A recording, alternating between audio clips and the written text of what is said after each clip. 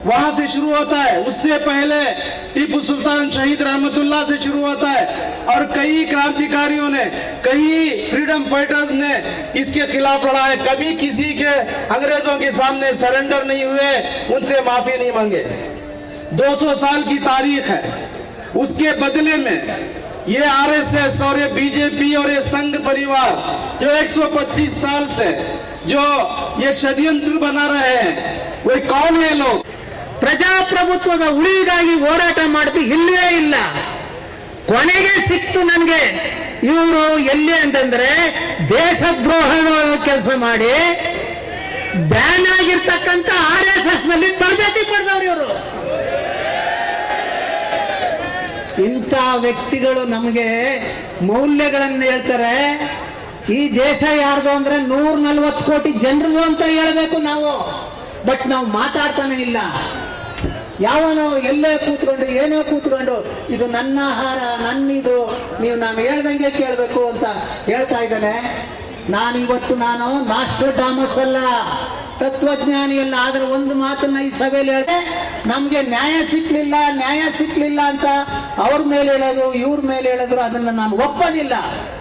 ನಿಮ್ಗೆ ನೀವು ಇದುವರೆಗೂ ಆಗೋಗಿದ್ದು ಆಗೋಯ್ತು. ಇನ್ನು ಮುಂದಕ್ಕೆ ನೀವು ನಿಮ್ಮ ವಕ್ಫ್ ಬೋರ್ಡಿಂದ IAS, IPS, ತಹಸೀಲ್ದಾರ್, KIS ಅಧಿಕಾರಿಗಳನ್ನ ನೀವು ತರಬೇತಿ ಮಾಡಬೇಕು. 5 ವರ್ಷ ಸಾಕ್ರಿ, 5 ವರ್ಷ ಸಾಕು. ಎಲ್ಲ ಹೊರಗಡೆ ಬರ್ತಾರೆ. ಇವ್ರ ಆಸ್ತಿ ಪಾಸ್ತಿ ಇವರೆಲ್ಲವನ್ನ ಮುಟ್ಗೋಲಾಗ್ತಾರೆ. ಆಮೇಲೆ ನಮ್ಗೆ ನ್ಯಾಯ ಸಿಗ್ತಾ ಇಲ್ಲ. ನಮ್ಮ ವಕೀಲ್ ಸಾಹೇಬ್ರು ಹೇಳಿದ್ರು ಬುಲ್ಡೋಜರ್ ತಗೊಂಡ್ರು ಮಾಡಿದ್ರು ಅಂತ. ಅವ್ರು ಹುಟ್ಟಿರೋದೇ ಅದಕ್ಕೆ. ನೀವು ಒಂದು ಸಿಂಹ, ಒಂದು ಜಿಂಕೆ ಮರಿಯನ್ನ ನೆಟ್ರೆ ಹಿಡ್ಕೊಂಡು ರಕ್ತ ಕುಡಿತಾ ಇರ್ತದೆ.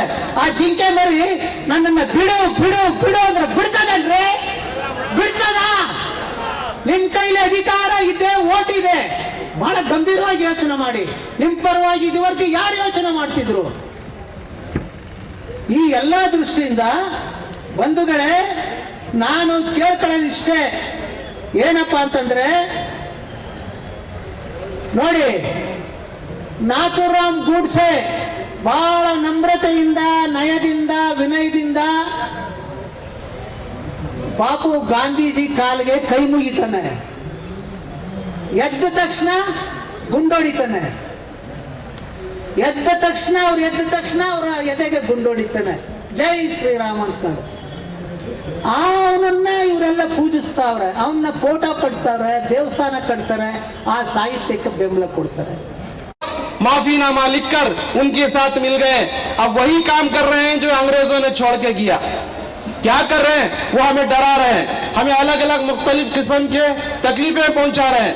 वो हमारी शिक्षा के ऊपर तकलीफ, वो हमें तालीम में हिस्सा नहीं दे रहे, हमारे खवातीन को हिजाब पहनने पर मजबूर कर रहे हैं, हमारी खाना की आजादी को छीन रहे हैं, हमारी रहने की, सहने की, हमारी इक्तिसादी, हमारी इकोनॉमिक लाइफ को बर्बाद कर रहे हैं, हमारे धर्म के ऊपर चलने की आजादी को रोक रहे हैं, हमारे कपड़े को, हमारी मस्जिद को निशाना, हमारे मदरसे को निशाना, हमारे कुरान को निशाना. ये सारे चीजें वही कर रहे हैं जो अंग्रेजों ने किया, इनसे सीखा है. ये लोग ये समझते हैं कि हम झुक जाएंगे. जैसा ये झुके, कान खोल कर सुन लो, हमारे रगों में उन शहीदों का खून है. उस टीपू सुल्तान शहीद रहमतुल्लाह का खून है, वो रानी अब्बा का खून है, वो अशफाकुल्लाह का खून है, वो भगत सिंह का खून है, वो टीपू सुल्तान और झांसी की रानी का खून दौड़ रहा है, जो कभी भी माफी नहीं मांगे और कभी तुम्हारी जेल और तुम्हारी ईडी से डरे लोग नहीं है. हम तुम समझते हो कि हम डर के पीछे बढ़ जाएंगे, हम माफीनामा लिखकर आपके साथ जल जाएंगे? ये हरगिज नहीं हो सकता.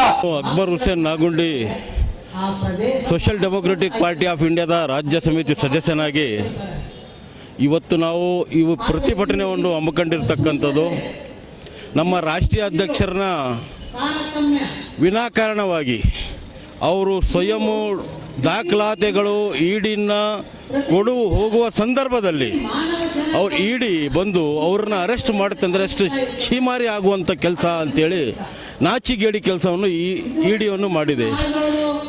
ಇಡಿ RSS ಮತ್ತು ಬಜರಂಗ್ ದಳ್, ವಿಶ್ವ ಹಿಂದೂ ಪರಿಷತ್ತು ಮತ್ತು BJPಯ ಕೈಗೊಂಬೆಯಾಗಿ ಆಡ್ತಾ ಇದೆ.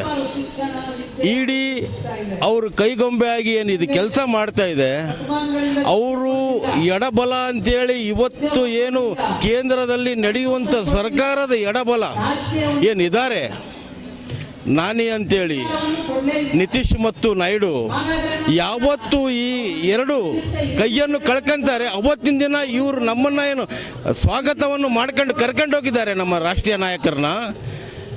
ಭಾಳ ದಿನ ಇನ್ನು ಕಳಿಯೋಕ್ಕೆ ಆಗಲ್ಲ ಅವರಿಗೆ. ಈಗ ತಾನೇ ಬಂದಿದೆ ಅವ್ರು ಹೋಗುವಂಥ ದಿನಗಳು. ಬಹುಶಃ ನಾವು ಇವತ್ತು ನಾಳೆ ಅವರಿಗೂ ಆ ಜಾಗದಲ್ಲಿ ಕಾಣ್ತೀವಿ ಅಂತೇಳಿ ನನ್ನ ಅನಿಸಿಕೆ ಇದೆ. ಇಡೀ ದೇಶಾದ್ಯಂತ ಜನ ಕಾಯ್ತಾ ಇದ್ದಾರೆ. ದೌರ್ಜನ್ಯ, ದಬ್ಬಾಳಿಕೆ, ದುರ್ಬಳಕೆ, ಇವ್ರ ಅತ್ಯಾಚಾರ, ರೌಡಿವಿಸಮ್ ಏನು ಇವ್ರದ್ದೇನು ನಡೀತಾ ಇದೆ BJP ಅವ್ರದ್ದು, ಇದು ಭಾಳಷ್ಟು ಜನ ನಡೆಯೋದು ಅಲ್ಲ. ಇದು ನ್ಯಾಯಯುತವಾಗಿ ಭಾರತ ದೇಶ ಪ್ರಜಾಪ್ರಭುತ್ವದ ವ್ಯವಸ್ಥೆಯಲ್ಲಿ ಇರುವಂಥ ದೇಶ. ಇದು ಪ್ರಜಾಪ್ರಭುತ್ವ ವ್ಯವಸ್ಥೆಯಲ್ಲಿ ಅವರಿಗೆ ಅಧಿಕಾರ ಸಿಕ್ಕಿದೆ. ಈಗ ಕುಂಟ ಅಧಿಕಾರ, ಅದು ನಡೆಯುವ ಅಧಿಕಾರ ಅಲ್ಲ, ಕುಂಟ ಅಧಿಕಾರ ಸಿಕ್ಕಿದೆ. ಆ ಅಧಿಕಾರನ ಸರಿಯಾಗಿ ಉಪಯೋಗಿಸ್ಕೊಂಡ್ರೆ ಅವರು ಭವಿಷ್ಯತ್ ಇದೆ. ಇಲ್ಲ ಆದಲ್ಲಿ ಅವರಿಗೆ ಈಗ ಕೆಲವೇ ದಿನಗಳಲ್ಲಿ ಅವರು ಕಾಣ್ತಾರೆ ಅಂತೇಳಿ ಹೇಳೋಕ್ಕೆ ನಾನು ಇಷ್ಟಪಡ್ತೀನಿ ಸರ್. ಈಗ ಸರ್ಕಾರ, ಈಗ ಕೇಂದ್ರ ಸರ್ಕಾರ ಕೂಡಲೇ ಬಿಡುಗಡೆಗೊಳಿಸಿ ಫೈಜಿ ಅವ್ರನ್ನ ಏನಾದ ತಕ್ಷಣ ಬಿಡುಗಡೆಗೊಳಿಸಿಲ್ಲ, ಮುಂದೆ ಯಾವ ರೀತಿ ಇದೆ ಸರ್ ಹೋರಾಟ? ನೋಡಿ, ನಿರಂತರ ಹೋರಾಟ ಇರುತ್ತೆ. ಅವರಿಗೆ ಬಿಡುಗಡೆ ಆಗಿಲ್ಲ ಅಂದಾಗ ಕೇವಲ ಒಬ್ಬರು ಫೈಜಿ ಅವರಲ್ಲ, ಇಡೀ ನಮ್ಮ ಸೋಷಿಯಲ್ ಡೆಮೊಕ್ರೆಟಿಕ್ ಪಾರ್ಟಿ ಆಫ್ ಇಂಡಿಯಾದ ಕೇಡರ್ ಮತ್ತು ಲೀಡರ್ಸ್ ಮತ್ತು ಕಾರ್ಯಕರ್ತರು, ಮಹಿಳೆಯರು, ಮಕ್ಕಳೊಂದಿಗೆ ನಾವು ಪ್ರತಿಯೊಬ್ಬರು ಮುಂದಿನ ದಿನಗಳಲ್ಲಿ ಇದೇ ರೀತಿ ಆದರೆ ಜೈಲು ಬರೋ ಕಾರ್ಯಕ್ರಮವನ್ನು ಕೂಡ ಮಾಡೋದಕ್ಕೆ ನಾವು ಹಿಂದೆ ಜರಿಯಲ್ಲ ಅಂತೇಳಿ ನಾವು ರಾಜ್ಯ ಸಮಿತಿ ಸದಸ್ಯನಾಗಿ ಹೇಳಕ್ಕೆ ಇಷ್ಟಪಡ್ತೀನಿ.